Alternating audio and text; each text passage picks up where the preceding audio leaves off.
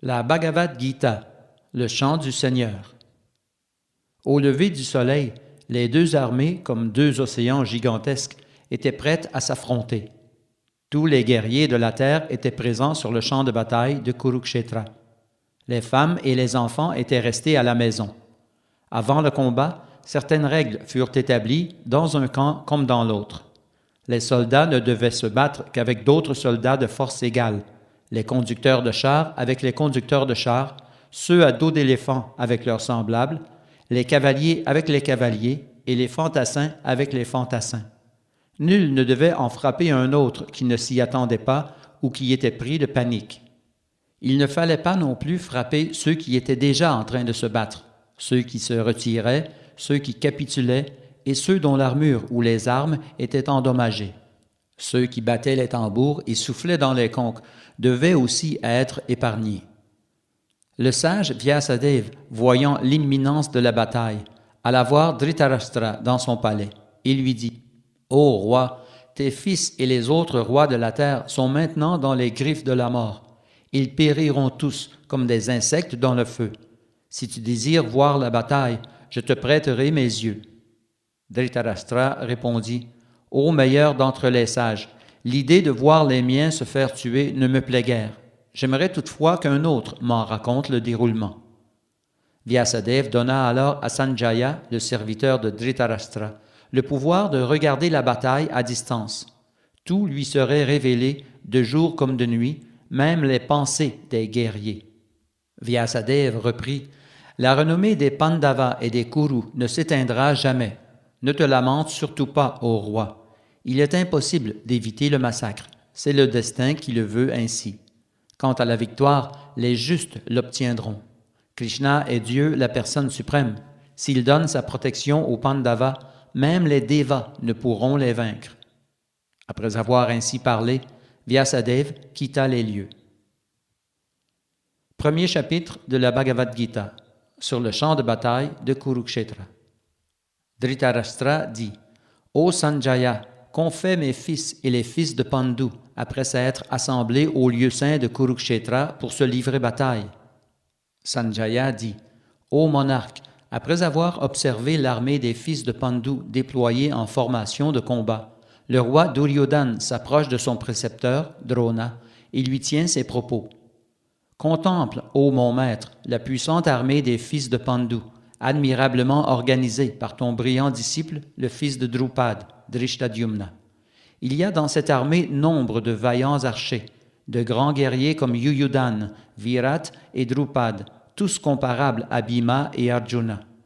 Il y a aussi de puissants héros comme Drishtaketu, Chaitanya, Kashiraj, Purujit, Kuntiboja et Shaibya. Il y a le valeureux Yudamanyu, le très puissant Uttamoja, le fils de Subhadra, Abhimanyu, et les fils de Draupadi. Tous ces guerriers excellent au combat sur char. À présent, ô meilleur des Brahmanas, laisse-moi te dire quel chef hautement qualifié commande mon armée. Il s'agit d'hommes de guerre qui, comme toi, comme Bhishma, Karna, Kripa, Ashvatthama, Vikarna et le fils de Somadatta, Bhurishrava, furent toujours victorieux au combat. Beaucoup d'autres héros encore sont prêts à sacrifier leur vie pour moi, tous dotés d'armes diverses, tous maîtres dans l'art de la guerre. Notre force est immense et nous sommes parfaitement protégés par Bhishma l'aïeul, tandis que la force des Pandavas, qui repose sur les soins attentifs de Bhima, est limitée. Maintenant, depuis les différents points stratégiques de notre formation, donnez tous votre appui au vieux maître Bhishma. » À cet instant, Bhishma, l'illustre et vaillant aïeul de la dynastie des Kurus, grand-père des combattants, souffle très fort dans sa conque, qui résonne comme le rugissement d'un lion et réjouit le cœur de Duryodhana. Et soudain, les conques, les tambours, les bugles, les cors et les trompettes retentissent. Leurs vibrations confondues provoquent un grand tumulte. Dans l'autre camp, debout sur leurs grands chars que tirent des chevaux blancs, Krishna et Arjuna soufflent dans leur conque divine. Krishna souffle dans sa conque, Panchajanya, Arjuna dans la sienne, Devadatta, et Bhima, le mangeur vorace, auteur d'exploits surhumains, fait retentir la formidable Pandra. Le roi Yudhishthir, fils de Kunti, fait résonner sa conque, Ananta Vijay. Nakula et Sahadev soufflent dans Sugosha et Manipushpaka. Puis, le roi de Kashi, glorieux archer, l'illustre guerrier Shikandi, Drishtadyumna, Virat, l'invincible Satyaki, Drupad, les fils de Draupadi, et d'autres encore au roi, comme le fils au bras puissant de Subhadra, Abhimanyu, font également sonner leurs conques. Le mugissement des conques devient bientôt assourdissant. Se répercutant au ciel et sur la terre, il déchire le cœur des fils de Dhritarashtra.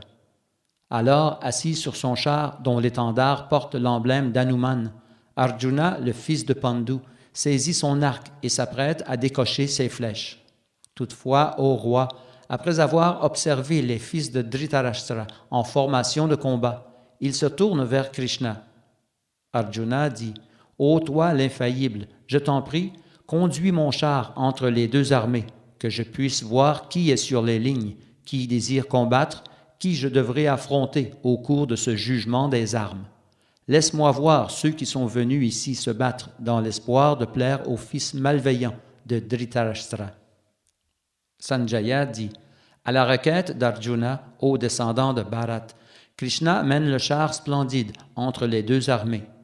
Puis, devant Bhishma, Drona et les autres princes de ce monde, le Seigneur dit, « Regarde, Partha, l'assemblée de tous les Kurus. » Arjuna aperçoit alors dans les rangs des deux armées ses pères, grands-pères, précepteurs, oncles maternels, frères, fils, petits-fils et amis, ainsi que ses beaux-pères et ses bienfaiteurs.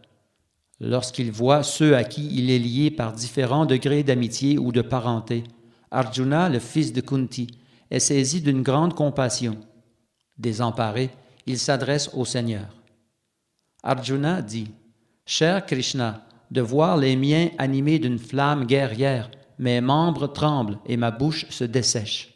Tout mon corps frémit, mes poils se hérissent, mon arc Gandiva me tombe des mains et la peau me brûle. Je ne puis demeurer ici plus longtemps. Je ne suis plus maître de moi. Mon esprit s'égare. Ô Krishna, vainqueur du monstre Keshi, je ne présage que de funestes événements. Je ne vois pas quel bienfait je pourrais retirer de la mort de mes proches, et je n'aspire nullement, cher Krishna, à la victoire, au royaume ou au plaisir qu'elle pourrait me procurer.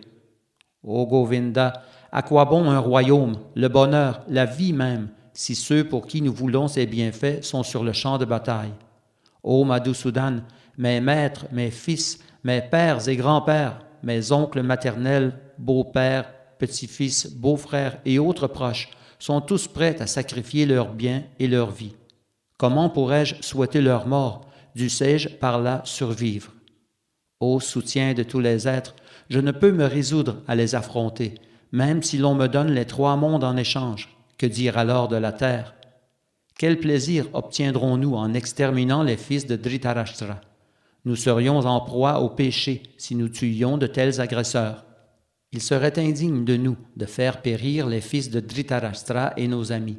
Quel en serait le profit, ô Krishna, toi, l'époux de la déesse de la fortune?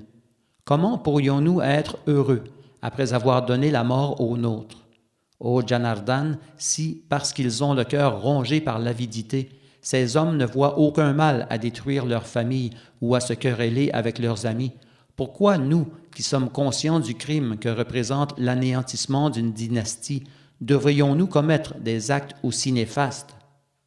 La destruction d'une famille entraîne l'effondrement des traditions familiales éternelles, si bien que ses descendants sombrent dans l'irréligion. Lorsque l'irréligion s'empare de la famille, ô Krishna, ô descendants de Vrishni, les femmes se corrompent et de leur dégradation naît une progéniture non désirée. L'accroissement du nombre de ces indésirables plonge la famille et ceux qui en ont détruit les traditions dans une existence infernale. Les ancêtres de ces familles dépravées tombent, car on cesse de leur offrir des oblations d'eau et de nourriture. Les actes néfastes de ceux qui détruisent les traditions familiales provoquent l'apparition d'enfants non désirés. Ils ruinent les projets communautaires et mettent un terme aux pratiques bénéfiques pour la famille. Je le tiens de la lignée des maîtres du savoir, ô Krishna. Ceux qui détruisent les traditions familiales vivent à jamais en enfer. N'est-il pas étrange, hélas, que nous nous apprêtions à commettre de si grandes fautes? Voilà que pour jouir des plaisirs de la royauté, nous sommes prêts à tuer les nôtres. Mieux vaut pour moi mourir désarmé sur le champ de bataille, exposé aux armes des fils de Dhritarashtra, sans opposer la moindre résistance. Sanjaya dit, après avoir tenu ses propos, Arjuna pose son arc et ses flèches, puis s'assoit, accablé de douleur.